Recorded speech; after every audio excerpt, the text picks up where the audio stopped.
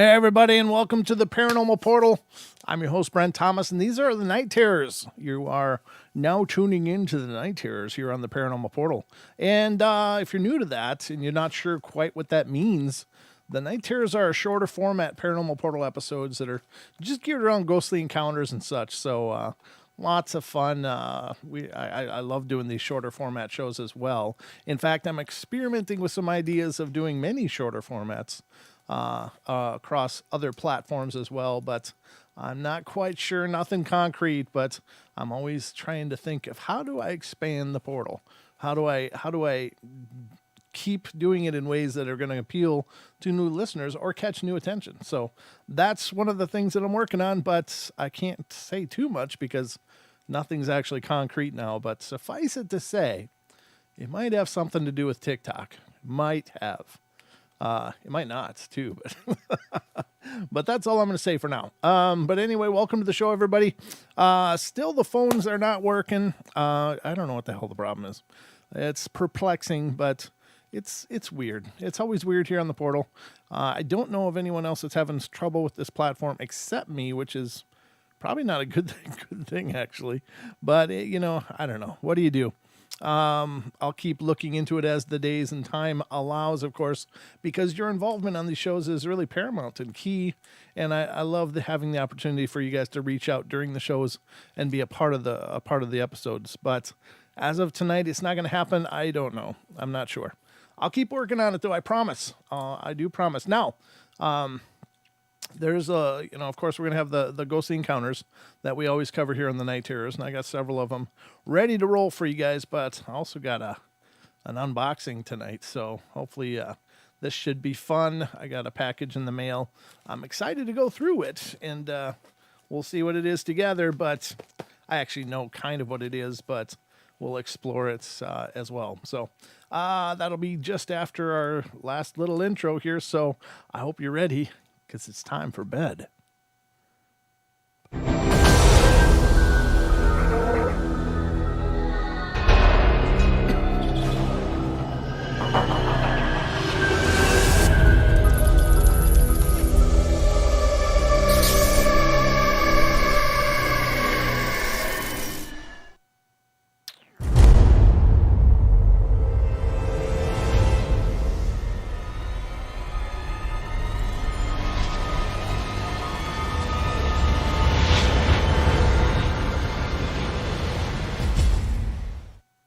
All right, ladies and gentlemen, I suppose right off the bat we should do the unboxing here. So this is coming from listener Michelle, and she was packing up. And actually, I knew exactly what was coming because she said, "Hey, I've got this book. Are you interested in it?" And I said, "Yeah, absolutely." And so she sent it. So I did open this a little bit earlier, just to get the tape cut open and such, but what it is, and let me read the notes too, because it says, "Hey Brent, I can't find my nice note cards in this post-move mountain and boxes, but here's the book. And as we were packing, my husband, who used to make fun of me for listening to your show, said, 'Do you think Brent would like this?' And we got each other the same photo I'll unveil what it is. So they sent me the extra. And anyway, that's one better. And the book, of course, is Bigfoot, I Not Dead." Now, I was thinking this would be a fun book, and maybe I could check it out with the Minion. But as I page through here, this is definitely not a children's book. It's got Bigfoot flipping people off and some profanity getting thrown around in here. So it's really a cute book. I'm really looking forward to sitting down and reading it. But I don't think we'll have story time at night with the Minion on this one. But very cool. Bigfoot, I Not Dead by Graham I don't know, Roumiey. Is that right? Yeah, or I don't know. Or L.I. Roumiey. I don't know. But that's the book. I'm really excited to check it out. Now, the other thing they sent was really cool because it's an actual capture of a Bigfoot, photo capture of a Bigfoot in Yellowstone, ladies and gentlemen. And I'm going to show that to you right now. It's a It's a little photo print in here. So I'm really excited about this because who says you can't get clear photos of Bigfoot? And I don't know. You guys be the judge, but I think this is pretty powerful. There it is, folks. it's a Cheeto that looks like a Bigfoot. Somebody found a Cheeto that looks like a Bigfoot and took pictures of it. And so that is just brilliant. So that'll be featured here in the studio. I'm going to get a frame and mount it. But it's the Bigfoot Cheeto. So not something you see every day. And who would have thought there's a market for this stuff, right? So when you're eating your Cheetos, take your time. Examine what you got, because you might have the sequel to the Bigfoot in there. You might have a Dogman. You might have something else. I'm sure people have found Jesus in Cheetos, or the Virgin Mary and other things. But anyway, there you have it. Actual proof of a Sasquatch in Yellowstone. So thank you so much. Thank you so much for this, Michelle. That was very, very, very cool. I love it. It's exciting, and I'm really looking forward to read this. This is really cool. So I appreciate it. It's hilarious. Hilarity. So anyway, that's the unboxing. Thank you again. I appreciate that a bunch. So let's continue and get to the other stuff that we usually do tonight, namely paranormal stuff. So I'm going to open up my links here, try to get caught up a little bit if I can. Oy, oy, oy. Where are we? Oh, okay. All right. I'm sorry. I just had some weird things going on here. I'm just popping them open. All right. So we've got several stories here to go through with you guys tonight. So the first one of those is coming from Arizona, of all places. Arizona. Lots of weirdness in Arizona as well, with the Sedona area, the portals that are believed to be there, and lots of alien stuff going on, or UFO things, and lights, and as well as Bigfoot activity. Lots of stuff going on in Arizona, so it kind of makes sense they'd have some ghost stories too. And it has to do with haunted places. So it says, the following events took place in an elementary school in Tempe, Arizona between 2001 and 2003. The accounts are personal experiences that I had while working there as a computer lab assistant. I worked in the computer lab with grades K through 5. The lab is positioned in the rear of the school, where not a lot of people travel very often. Oh, thank you, Long Island Bigfoot. Awesome. Love you, brother. Appreciate that. I really do. So let's see, where people don't travel often. It's in the back of the school, this computer lab. And it says, that is an important detail for the story. The school was established in 1971. So it's not that old, but who knows what happened on the land. So, okay, on with the true stories. One day when a kindergarten class was in the lab, a particularly well-behaved group, one of the little girls who didn't speak very good English ran over to me and she was crying. She was speaking Spanish, which is I was not fluent in, so I really didn't know what was wrong. Another little girl who was bilingual told me that she saw a ghost. Well, I tried to question the child further since I've always been intrigued, but she didn't want to talk about it, really. I coaxed a little more and finally got her to say it was the her. I'm guessing that she called it the her because she only spoke a little English and mostly Spanish. She probably didn't realize the translation of language or something, but then that combination of words freaked me out big time. The class finished and I was left alone in the lab with no further incident for the day. Another time, one of the custodians helped me move paper to a storage room in the lab. A little history is necessary here, but I'll keep it brief. The computer lab bordered the wall of the library, and this is the same side that the kids were sitting on when they said they saw the her. Over the first summer of my employment in the lab was remodeled, as was the library, to have the space between the walls with an office on either side. My almost office became a storage room instead. So like I said, we moved a whole year's supply worth of paper into this storage room and stacked it neatly in the corner. Well, there were dozens of boxes and it took a couple hours to move them all over and store them. So around 2 weeks later, Someone came and needed some paper for the printer. I unlocked the door. Only myself and the custodian had the key to the door because they hadn't made the copies yet. And found the room in total disarray.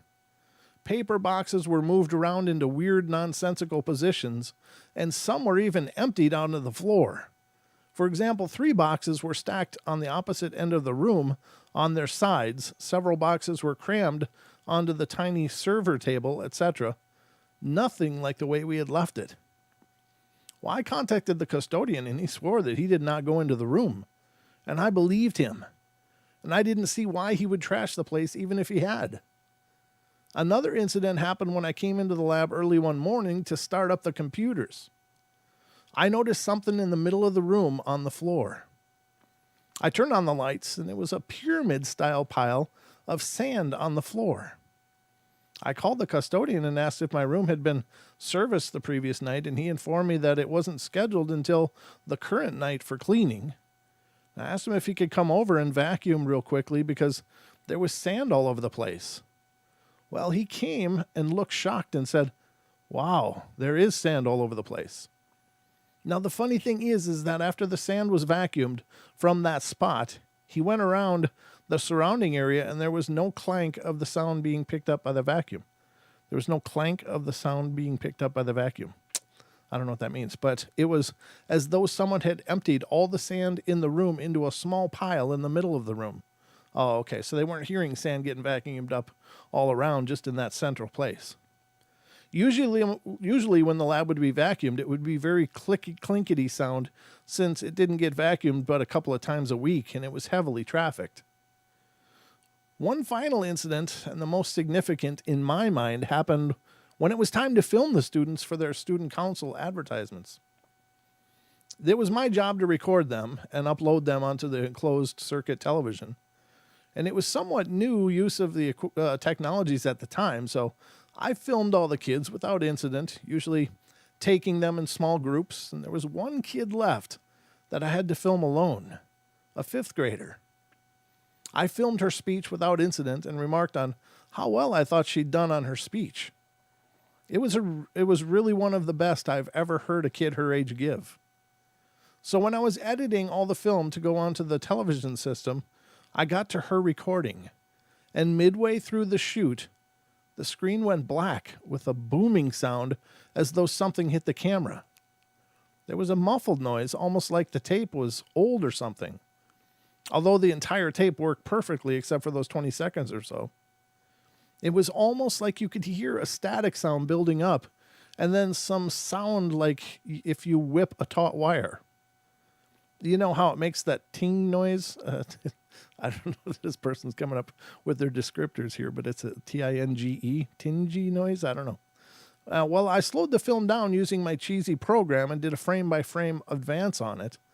And there was one frame right before the bang and black screen where you could see a little corner of light at the top of the film. Then, after the period elapsed, the film just came back instantly in the next frame. It was the weirdest thing I ever saw film do. The only other thing that happened was I told one of the teachers that I thought the school had a ghost, and she said nonchalantly, "Oh yeah, well there's a couple of them." I didn't do any real research into it, and most of the events I discounted until later when I thought about weird things at that school. I'm sure I forgot a couple and can post them up later if I remember, but what do you guys think? Does any of this sound ghostly or paranormal to you at all? Yeah, I think it sounds pretty paranormal. Yeah, strange. It just makes you wonder, why did they stick around? And maybe they don't have a choice. Maybe they're lost. Maybe there's any number of reasons, but yeah, that sounds paranormal to me. All right, the next story we're going to cover tonight is from Illinois. It has to do with family and friends visits, and these are usually pretty happy stories. So I think that's nice. But so let's see. My first story begins with my grandfather, my mom's dad. He had been killed when she was about 12 years old in Mexico. While my grandmother remarried and we never really speak about him, when we do have a picture of him and my grandmother when they were very young, and I have no idea what he looked like when he was killed. Maybe about a month ago, I had a dream that it was my niece's baptism, which is coming up this Sunday, and that one of my cousins asked me to dye her hair. I told her to go downstairs, but as I was walking down the stairs, she's rushing up with a pale face and said that our grandfather was looking for me. Well, I was a little confused. I thought my step-grandfather. I opened the door to my room, and my mom's dad is standing there. Well, the weird part is I can't see his face. I don't look up. I just see him from his shoulders down, and he hugs me and tells me in Spanish to tell my mom that he misses her. But he was a ghost. I can see right through him. And as he is hugging me, I wake up, and my room was dark, and I realized that someone was on top of me. As I look to my side, I sleep on my stomach, I see a solid black shadow, like if it's their shoulder there. I was really being hugged, and I got so scared, I closed my eyes tight and asked them to get off. And then they did. Well, I told my mom, and she was just in awe because I have never been curious about him or anything. Well, why did he come to me?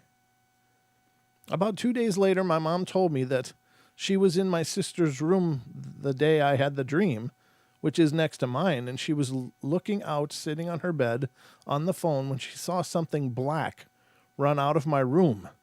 A shadow, but it was a big blob. It wasn't in some kind of form, and she thought she was just imagining things, so I figure that when it got off of me, my mom saw it run out of my room. I just don't understand what was the purpose of the dream. Why didn't he go to my mom? Thanks for reading. Yeah, it's hard to know. Hard to know why do they pick the things they do, and it's quite possible that maybe the mom just doesn't have the same ability level or something. Maybe the mom isn't as sensitive as the daughter is. So it could just be as simple as that. They probably go to whoever's going to get the message. And probably, I really believe that the loved ones that we've had that we've lost, I think they are around us giving those hugs all the time. It's just most of us just aren't able to perceive it really well. But like I've said before, they can do that. They can let you know in a number of ways. And most commonly, I think the most common way that they let us know, and it's a simple, gentle thing, and it's not at all intimidating or scary, and it's just a smell. You might smell something that brings that memory to your mind, like boom. And there's one smell, like my cousin, who was like an aunt. She was my mom's second cousin, my second cousin once removed or whatever, but she was like another mom to me. And I always really enjoyed spending time with her and the family and their family. And we were very, very close. And she passed away a number of years ago, and it was sad. She was a wonderful, vibrant, vicarious soul, just an electric personality, just a really wonderful person. And but there was a smell that their house had, and it was very pleasant. And I never smelled it anywhere else except their house whenever I visited, and it became this wonderful, I don't know, heartwarming smell that I loved going there because that smell would be there and all these great memories were there. And after she passed, I did have her come to me in a dream, which is pretty common for many of my loved ones that have passed, have come to me that way. But I still, to this day, sometimes that smell will just waft up. And instantly my mind goes right to her going, oh, it's just, I miss you so much. And I hope everything's wonderful and you're doing great and all of that. But I think that's how they commonly visit us. So if you ever get those weird smells just out of nowhere and it brings a thought to your mind, it makes you remember something about some part of your past. It could be a loved one coming through and just letting you know they're there. And I think that's, again, they don't want to scare us, so they do it in a real gentle way like that. Who's had a terrifying smell? Well, I mean, bathrooms excluded, but you know what I'm saying? I know I've had some terrifying smells myself, but I'm talking about wonderful smells that bring back memories, because the sense of smell is very powerful, and it instantly will make you conjure whole chains of events and memories and wonderful things. It can be terrible things too, don't get me wrong, but But I think the sense of smell is what they use the most because it's easiest for us to perceive maybe, and it's not the kind that's going to shock or scare us or make us feel real creeped out. So just some thoughts, but take them or leave them. I think they're around us, though. I really do. Okay, let's go to the next one. And the next one is coming from Illinois again. It's a fine place, Illinois. Illinois. This is Family Friends Visits again. Let's see. In the beginning months of my freshman year in high school, I'm 27 now, a good friend committed suicide. Leah was always a bit depressed and had a history of mental illness, but she was a good person with a compassionate heart. Leah was a poet and wrote rather morbid poems. One was found very shortly after her death, speaking of suicide. It tore all of her friends, considering how close the poem was to her actual death. I don't know what it tore means, but I imagine it tore them up in their hearts. The line that really stuck out for my boyfriend and I was, "Place 2 white doves on my grave and tell them I died for love." All of her friends were encouraged to go to her church for youth group and to have a chance to mourn in a safe place with others that knew and loved her. So after a little debates, I'm not a particularly religious person that would rather stay out of church. My friends and I went over to the church for the youth group. Being the delinquents that we were, we sat outside and smoked cigs for a time before stepping in. While out there, we met with a group leader whom I'll call E. We stepped inside while E stayed out and waited for a few stragglers left outside smoking. Soon he came in with a stunned look on his face. Such a weird look. He held up his hand and showed us a bunch of pure white feathers. Well, I was waiting to see if anyone else was coming and finishing up my smoke when all of a sudden it started raining feathers. My boyfriend and I looked at each other when we were both thinking, okay, they know about the poem. Later, we found out that the church wanted us to help at her wake by picking out a few Bible passages and having a few of us read them at the wake. While we were all talking about that, the priest came in with a package. Leah's family made a donation to the church in Leah's name, and we have purchased this statue to be dedicated to her. I would like to pass it around for all of you to see. Well, the statue slowly made its way around the group. And when it came to my boyfriend, he turned to me and said, "Look, it's her doves." The statue was of a blonde girl with wings, wearing a white gown with a pink sash, and on the tips of her fingers were 2 white doves. I stepped up to the priest, handed him a copy of Leah's poems, and he read it and looked up, shocked. "This was Leah's?" I said, "Yeah, she wrote it." He looked at the statue in my hand and said, "We had no idea when we purchased the statue. We just thought it looked like her." At her funeral, we were all given flowers to place on her casket. One by one, we all filed past, placing a rose on the coffin. My boyfriend was particularly upset. Leah had always crushed on him, and he always avoided her when a dance was coming up so he didn't have to say no to her, and wanted to stay after everyone had left. And we stood to the side as her parents had their last moments with her, and my boyfriend stood over the open grave and wept as I held his hand.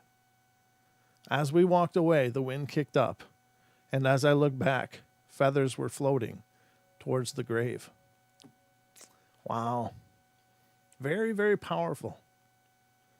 Those serendipities are really just mind-numbing, just how powerful those things can be. Like the feathers falling.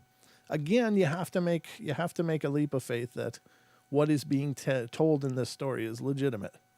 Now, nobody knows except for the person that submitted it, obviously, but I don't see anything in that story that seems too hard to believe, given the many experiences that I've had in my life and the many amazing synchronicities that I've experienced.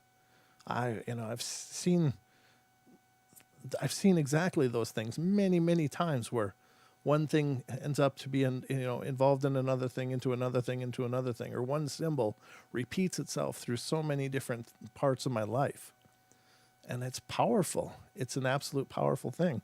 And it just, I think, helps to reestablish the fact that, there's so much more than our three dimensions and the circumstances of our lives. We get so trapped in our own circumstances, in our own realities, so to speak, that we miss the fact that we are part of this amazing dance of life. And this dance of life has a consciousness, and it's got a beautiful rhythm to it, and it's easy to get lost in our little dramas and lose sight of that. But when things like this happen, it really opens your eyes once again to like, wow, life is amazing. And we're amazing, and the circumstances we live in are amazing. It's just easy to forget about it in light of our personal tragedies or sorrows or our struggles or our frustrations. Just always remember that, if you can. And it's easier said than done, believe me. I forget this stuff more than anybody, I'm sure. But there is beauty there if you open your eyes to see it. And of course, the suicide is such a tragedy, and it's something, I've said it before, but it's something that's touched my life. I've dealt with it and the heartbreak of it, and there's no making sense of it. It's just, unfortunately, those people feel such profound pain that the only thing they can think is make it stop. And it breaks my heart that they don't think that there's any resolution or any way past it except to make it stop. So just, if you're hearing the sound of my voice and you're in a low place, just remember, reach out, let somebody help you. Let somebody help you, because things like that just leave a scar on everyone that they touch. Those pains don't go away for us. They don't just fade away, Time doesn't heal all wounds. Time just teaches us to live with our scars.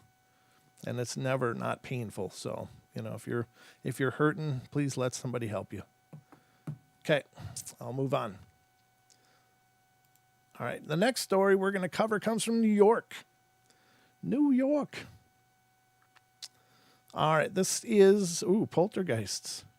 Poltergeists, physical manifestations. Poltergeists are an interesting topic. Again, this is something we've covered many times on the show in the history of the show, but I like to recap some of these thoughts because poltergeist is kind of a confusing statement because of the many things it's believed to be.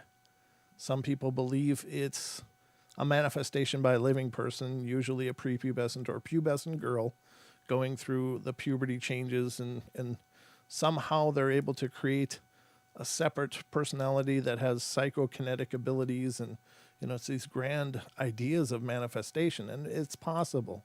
And maybe in some cases it really is. In others believe that they are a separate entity. They are another type of spiritual being that for some reason fancies a person, gets attached to a person for a period of time, and creates havoc around them.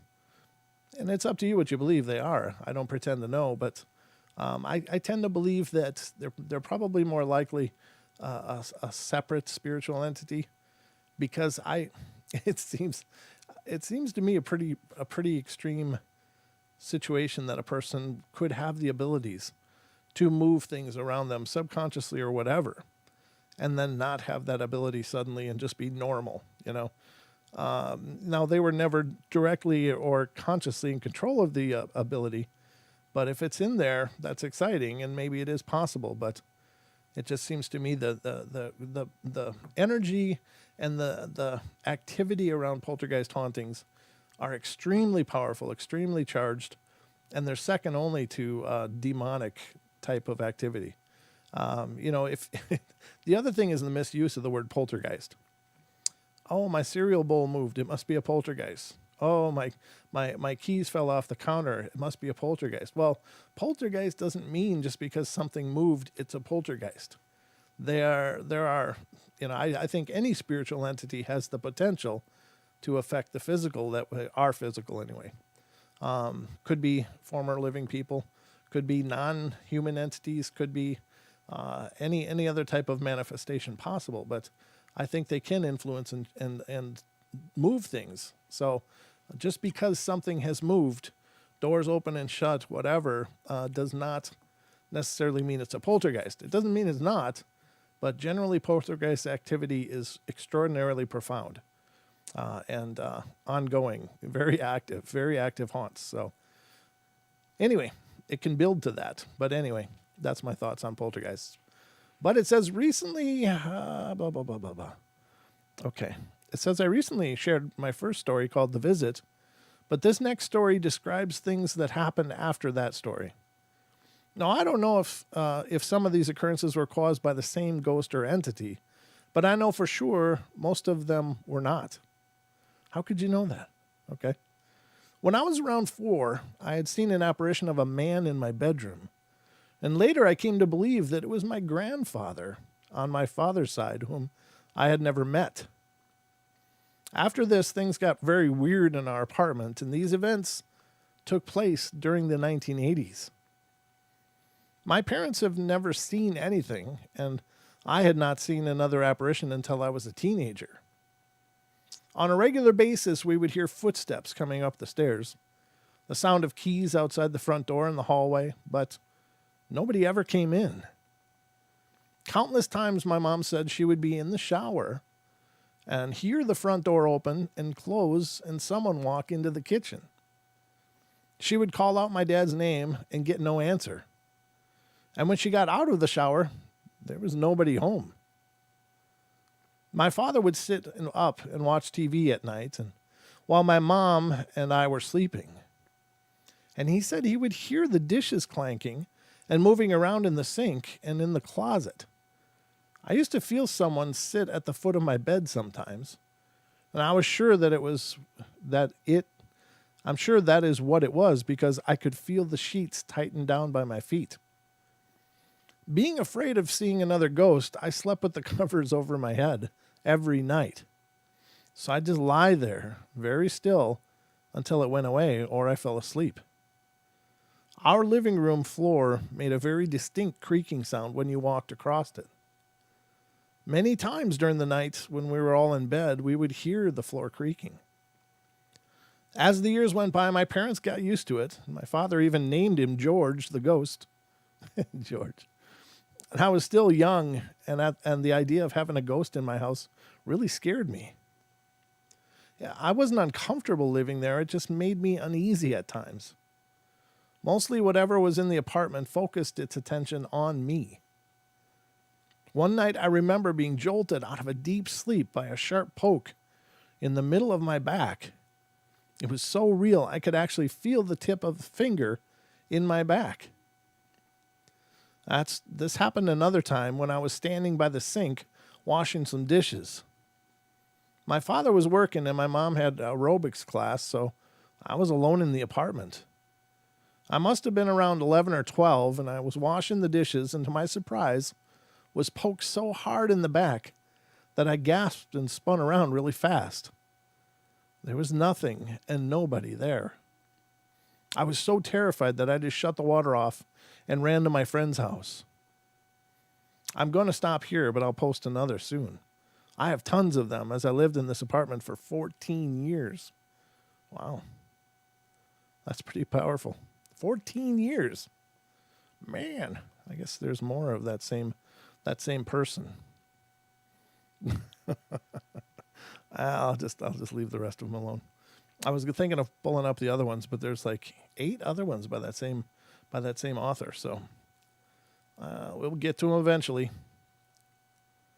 So the next one's coming from Mississippi, and it's to do with apparitions, voices, and touches. How you guys doing out there? Everybody doing good? Having a lovely night? Enjoying the ghost stories, ghostly encounters? I hope so. All right, let's continue. It says, it was a while back. I was 12 at the time. I shared a room with my sister, who was 9 years old. I didn't have a big house. It was just average sized. It was a pretty desolate area. It was in Mississippi. I can't remember the exact date or even year, as a matter of fact. As I'm in my 20s now, I've always been interested in ghosts. But this is the only ghostly experience that I've ever had. During the day, I heard faint moans, almost as if a child was crying or some such thing. I didn't have any neighbors to confront, only a sister and a mom. My dad no longer lived with us. I was in my room one night, as usual. My sister was in her bed, closest to the window, and I was in mine, closest to the door. I heard the faint moans again, just like a child. And I was rather brave, so I went to check it out. I saw a small boy around the age of 7, and I would say dressed in a blue suit, walking up and down the landing. Not once did he make eye contact with me, but he seemed to be searching for something or someone. He was crying, and like I thought, but I just stood there in shock. He wasn't see-through. He looked extremely vivid. However, he just seemed very ghostly. He was pale-skinned, really quite creepy looking, with stereotypical ghost, really. And I'm not sure why he was wearing a suit, but I heard the faint word, "Mommy," being whispered.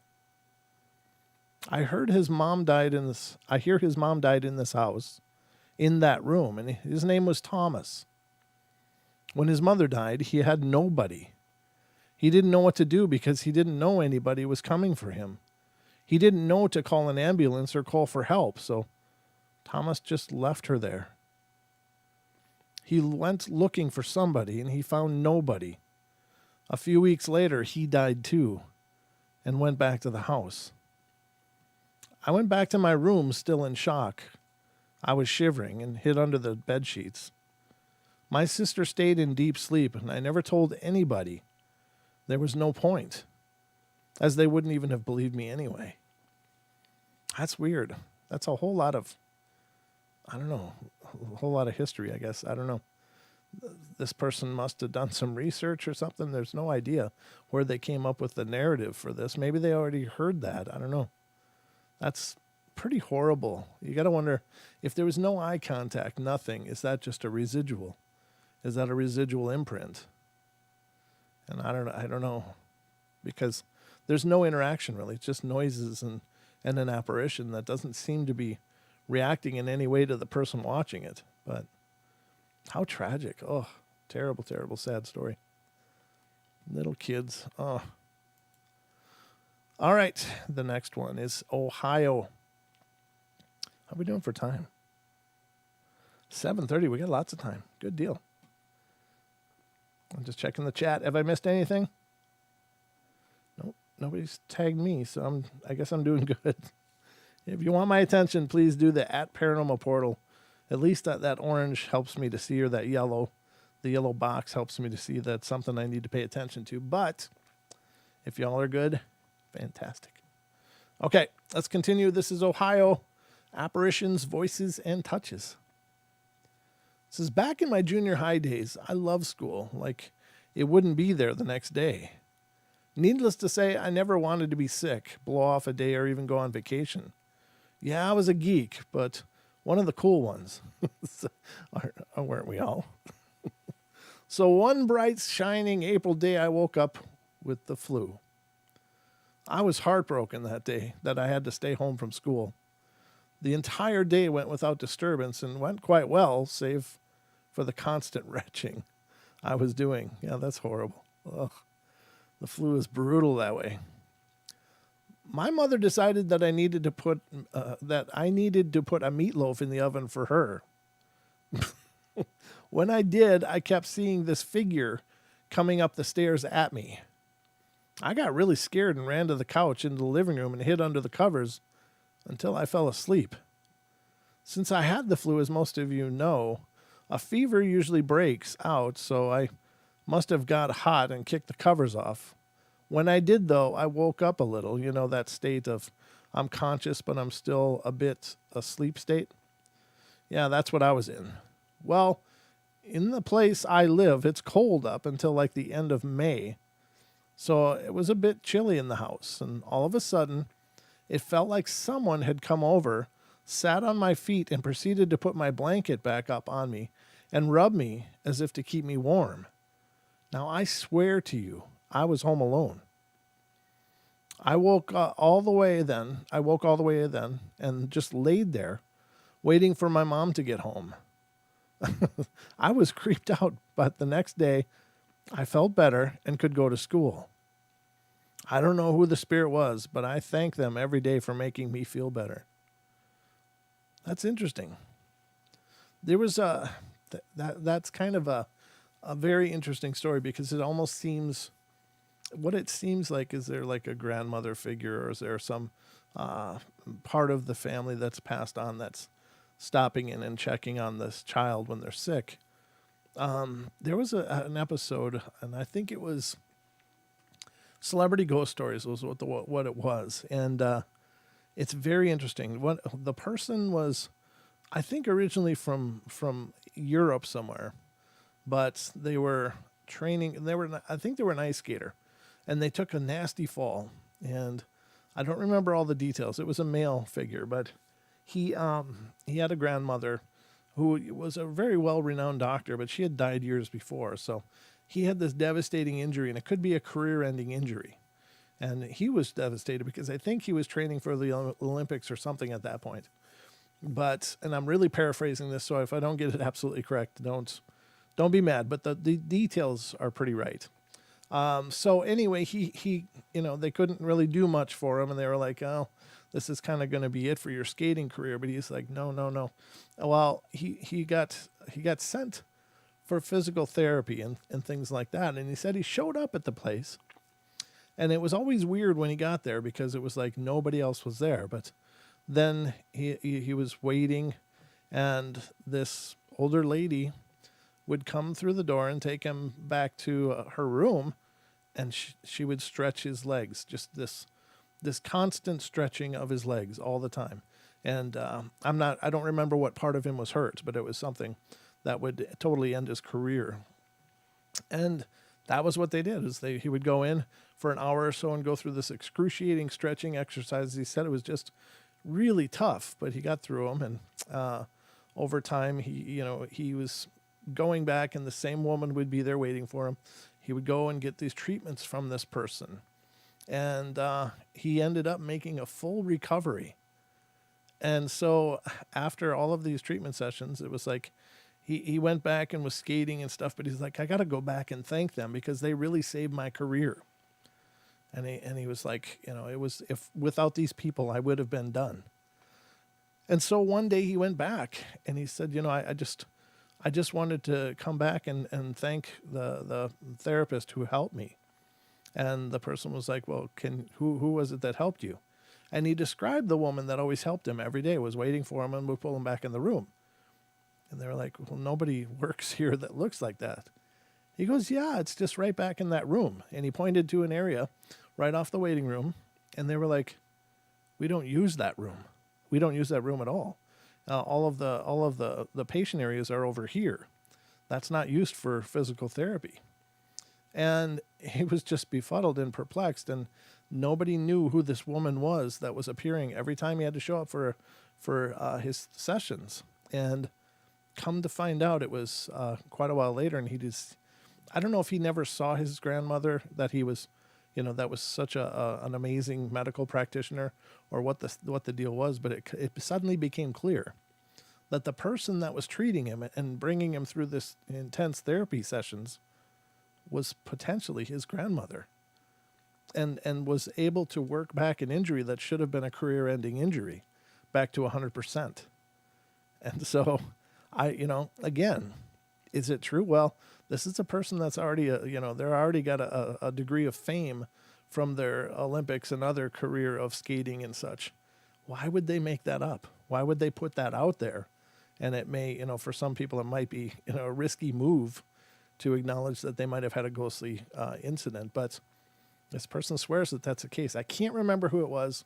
I can't remember all of the details, but the brunt of it was the career was supposed to be done due to this injury. And this person worked this spirit, quote unquote spirit, worked them back to full health and back onto the ice and competing. And I think they gold medaled or something like that. But anyway, as I recall. But if you know who I'm talking about, then, by all means, let me know. But I used to love that show because these were all these, the celebrity ghost stories. Now, I know some celebrities are absolutely flaky messes.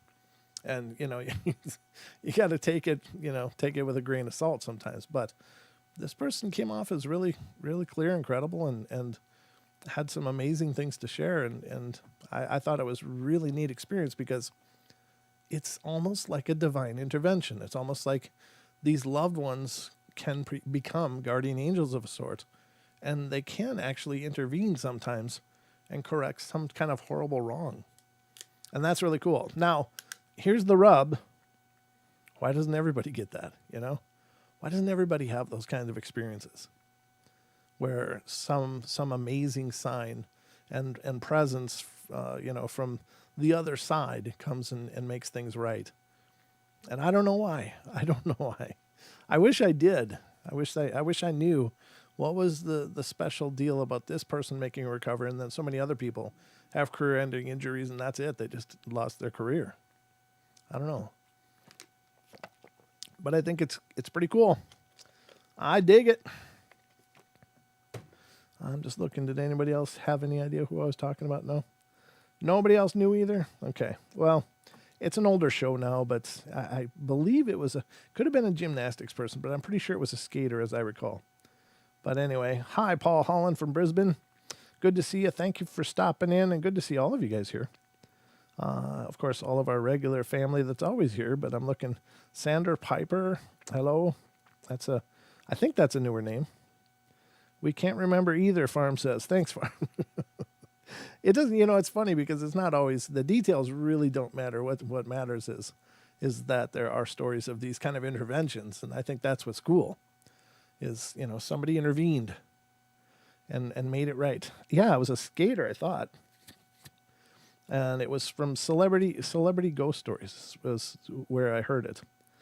I'll have to go back and rewatch some of those because they were really good stories, and some people had some really amazing stories. And I'm trying to remember, there was one where it was one of the Baldwin brothers. He was doing a filming set. And this one's kind of cool because it's an actual very physical interaction with the spirit. But he checked into a hotel, and I don't remember which hotel. It was an old hotel, very, very old. And it was they were on location there filming, and so he had to stay in this hotel during the filming sequence and stuff. But he said he went to the elevator and went up, and he got in the elevator, and there's this little old guy standing there, a little bellboy kind of thing. So he got in the elevator and had his bag down, and he said that he got up to the floor. Or no, he rolled the elevator up alone. Got up to the top floor, double doors open, and he was alone on this floor. There was nobody else booked on this floor because he wanted privacy. And so he's opens the elevator doors open, and this older man is there in like the bellboy or kind of outfit, and he nods to the guy, and the guy nods to him and said hi, and apparently the spirit never spoke. But he said, the spirit, he saw that the guy was older and stuff, so he reached down to grab his bag. But the spirit, this old guy's like, no, and he grabbed the bag and carried it down the hallway. So all the way from the elevator to the room, brought him to his room door, opened it, got him in his room. The guy said he was right there, walked in the room, and the old guy put his briefcase down, or his luggage down. And he said I faced the room as I entered, and the guy was right behind me. He put the suitcase down. He said, I quickly turned my head to reach into my pocket and grab some cash to tip him. And as I took my hand out of my pocket and was going to hand it to the guy, he wasn't there. He then leans out into the hallway, looks left and right, and the old guy's not there either. The guy is just gone. So what a neat experience. I think that's just incredible. And sure, he talked to the front desk people, and they were like, no, there's nobody here that does that. So I don't know. I think it's just one of those cool experiences. So I think those stories can be really cool. Again, Hollywood people can be absolutely flaky messes, and some of that is take it with a grain of salt. But some of the stories, I'm pretty sure that a lot of them are true. It's just Sometimes the people are so messed up you don't know what to believe. Okay. So that was that story. Those are a couple of side ghostly encounters that I thought were pretty cool. I got about a couple minutes left. What else can we get into here? I got a busy day tomorrow, folks. I'm going to be heading down to a studio in Spokane, which is about an hour and a half drive away, hour and 45 minutes. No, about an hour and a half. And have to be there to observe filming of a show called Bigfoot Today, because next Friday I'm going to be guest hosting on that show. So I'll let you guys know more about it when it's out and when you can see it. But I'm just going tomorrow to observe. But I gotta go down there to that, be there for the taping and all that, and see how it's done. And then I got to get back home and get set up for tomorrow's show. And tomorrow is, okay. Yeah, tomorrow's the 11th. So it's just me, I think. I don't think I got anybody scheduled to be with me. So it'll just be me and maybe not even the phone lines, which kind of sucks. I'm going to hopefully have enough time to figure out what the hell's going on with that too. But I'm going to read you another one. Oh, God, this is a long one. I pulled up a really long one. Let's see, how long is it? Yeah, I think I can read through this. This is about a 8-minute story. So this is coming from Tennessee, and it has to do with a haunted life. So are you ready? Just you and Bigfoot? No, I'm not going to be actually talking to Bigfoot, but I will be on the show that I'm doing. The guest is going to be Nate Rudd. And so I'll be talking with Nate, and then the co-host on that show is Mitch. So I think it's he and I that'll be doing it. It's kind of weird because I'm always on camera doing the shows anyway, but this is just me doing my thing. I don't know how I'm going to be when it's doing somebody else's thing. So we'll see. I hope it goes well. I hope I don't embarrass myself. But if I embarrass myself, you'll never hear about it. I don't know what you're talking about. I didn't do any show. But anyway, I'm looking forward to it. It's going to be exciting and fun. So let's go to the next one. This is Tennessee. It says, when I was a small child, age 7, I was at my godfather's house with my papa. I got bored, so I asked Papa if I could play outside on the porch swing. Well, I went out the door and I saw a man with a white shirt on and blue jeans standing on the sidewalk. I got on the swing and watched him, and he said, "Hello, Jennifer," and walked up on the porch and took a seat beside me. Well, I didn't know this man, had never seen him. He looked weird to me. He had a greenish tint on him, and he had the greenest eyes I've ever seen. Black hair that looked like Elvis hair, and he said, "I've been watching you." I said, You have? I was thinking so hard on who this man was and how does he know me? He put his hand on my left leg, that's a little creepy, and said, "You've been a good girl." This sounds like it's going to be on a milk carton pretty quick. I smiled big and I said, "I try to make my mom happy." By that time, Papa came out to check on me. The look on his face when he looked over at me will never leave me. It looked like he had seen a ghost, a bad one at that. He yelled at me to get inside now. I took my time going in, and by the time I got up, Papa had a Bible in his hand and grabbed my hand and went to throw me in the house. This man who came to talk stood up, looked at me and said, "I'll be back for you," and turned to smoke, gone before my eyes. Papa and Schubert were on their knees praying fast, and Papa was crying so hard he couldn't talk right. When Papa came back in, I asked what happened and who was that man, and he said, very mean-like, "Don't worry and never ask about this again." I started thinking about all the weird things that were going on in my life, at home, in my room, and the rest of the house. Things moving, people talking. One night my mom woke up to a man in her bedroom door. She grabbed her gun to shoot him, and no one else was there or in the house. Papa came the next morning and walked around praying and crying to God. And I asked about that man again. He said, "I do not know what you're talking about." Well, years passed on, and my mom got married and moved to Knoxville, to her new husband's house. I had a room on the ground floor, and as soon as I walked in, I felt sadness. It was a few nights, and yet again, people talking to me that weren't there. People knocking on my door and everyone's in bed, and I thought I was going crazy until I moved out on my own and it was a never-ending story. Things moving, people talking to me, and lots of my pictures had things in them that no one could explain to me.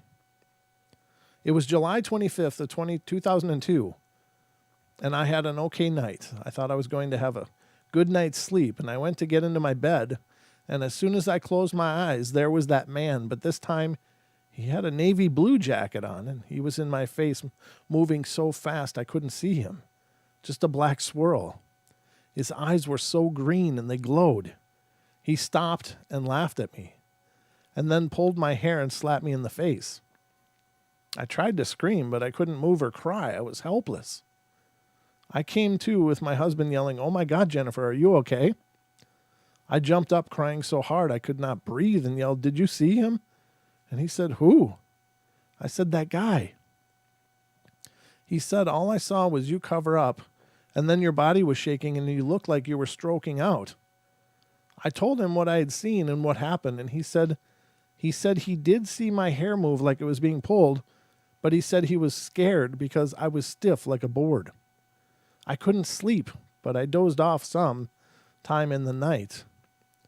The next morning I went to Papa's and Graham's, and I was mad when I got there just knowing Papa was going to talk silly child things to me about that man and I saw that day. I went in and said, "We need to talk." I told him what happened and what he looked like and what he had on. And I'm talking about the man I saw when I was 7 years old. Well, Graham started to cry, and Papa then soon started. Graham's got up and got a picture and gave it to me. She said, "Is this him?" I felt sick when I looked and saw that it was him. I looked up at her with tears in my eyes and asked, "Who is this man and why does he follow me?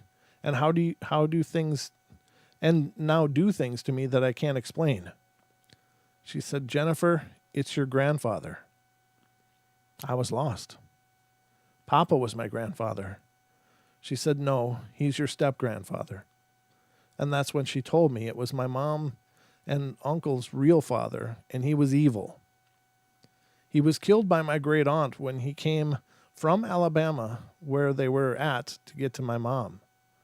He had beat my mom and uncles and my Grahams.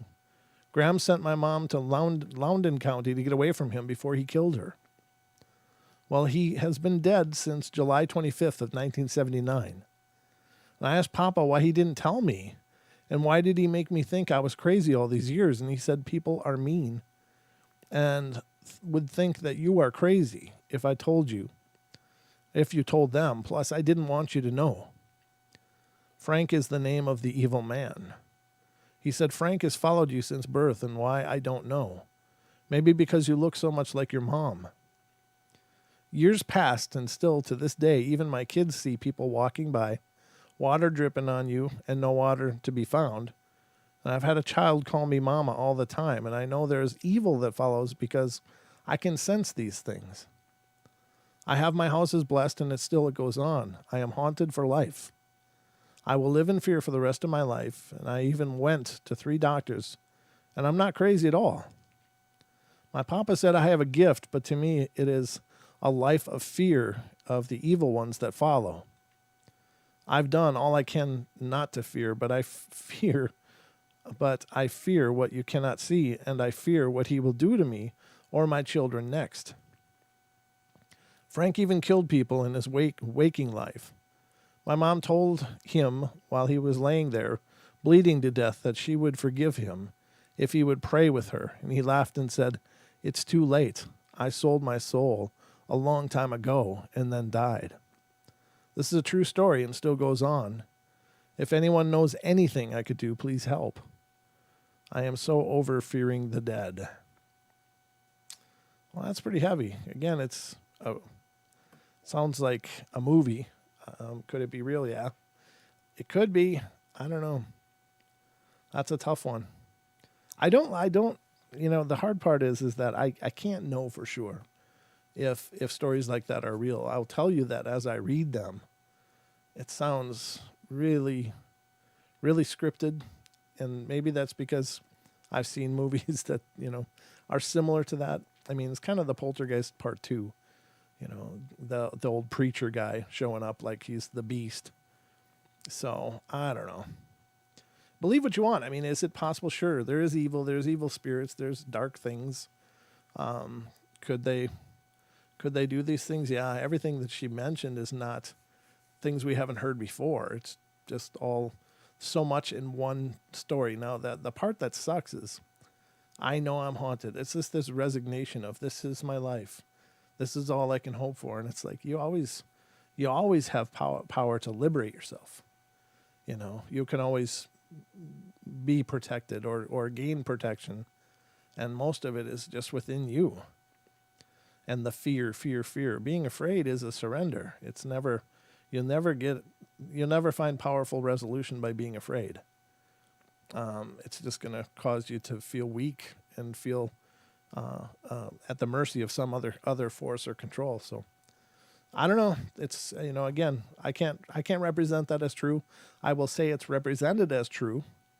I never read fake stories on the show, at least none that are, hey, this is a work of fiction. What do you guys think? I never represent any of that on the show because I don't want that. That's not what the show will ever be about. It's about the phenomena that people experience, and it's about exploring that. And so, I don't know. Time will tell. Strangeland. That's a new name, I think. Sometimes I don't always know who's in the chat, guys, because you know, I'm sitting here reading and stuff. So when I see a new name pop up, it's like, oh, that's a new name, and it may not be. So I'm apologizing if it's not. It's always, you know, I just always want to greet people and tell you guys, I really appreciate you guys being here with us. And I hope if you're new, I hope you'll get subscribed and become a part of what we're doing. We do these live shows right now from Wednesday night through Sunday night at 7 p.m. Pacific time. So every one of those nights, with the exception of Monday and Tuesday. Monday and Tuesdays are my off days when I try to do other things, usually for the show. So to help keep it fresh. But anyway, hope you guys enjoyed tonight's journey through the Paranormal Portal. I hope you had fun and will continue to come back. Strangeland is not strange here. What? Oh, okay. Well, it's strange to me, which is not unusual. Again, I don't get to see a whole lot of what's going on in the chat. Hello, Cha-Cha. Good to see you. Greet me. Me new. Yeah. What are you, Tarzan? Me new. All right. Anyway, that's going to wrap it up for me tonight. I hope you guys had a good time. I hope you will become fresh. Now I'm starting to read I was going to say fresh and new. Hope you will become fresh and new. Hope you will become a part of what we're doing. So also, my Christmas wish is for all of you guys to take our episodes and put them on your social media and share them with people out there. So we continue to make this grow and get bigger and bigger and better. So anyway, that's all I got. So hope you feel wildly entertained and had a good time. Oh, there's Don. How you doing? He said, oops, I missed it. It's still the same show, Don. Same as when you're here, except it's quieter because it's just me talking. But anyway, that's all I got. So love you guys.